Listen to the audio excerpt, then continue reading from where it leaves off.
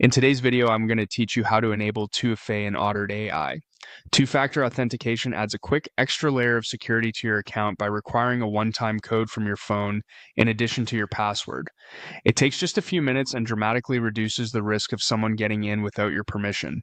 Start by heading to otter.ai in your browser or opening the app, and once you're in your account, look for your profile icon at the top left.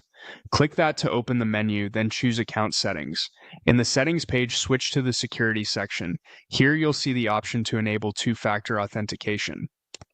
Click Setup to begin, and if you're prompted again to confirm setup, click Setup once more to continue into the Authenticator flow. Next, you'll need an Authenticator app on your phone. Google Authenticator is a popular choice, but any app that supports time-based one-time passwords works well. Install one from your device's app store if you don't already have it.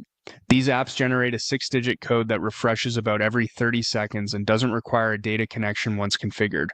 Open your Authenticator app, tap Add Account, and select the option that best matches adding an Otter account. The exact wording can vary by app, but you're looking to add a new account using a QR code. Back in Otter, you'll see a QR code on the screen. Point your phone's camera at it from within the Authenticator app to link the account. If scanning isn't possible, most apps offer a manual entry option, where you can type in a setup key shown by Otter. As soon as the account is added, your Authenticator will display a 6-digit verification code. Return to the Otter setup page and enter that code in the verification field before it expires.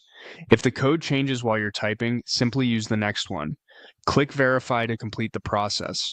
You should see a confirmation that two-factor authentication is enabled. From now on, when you sign in, Otter will ask for a fresh code from your Authenticator app after you enter your password.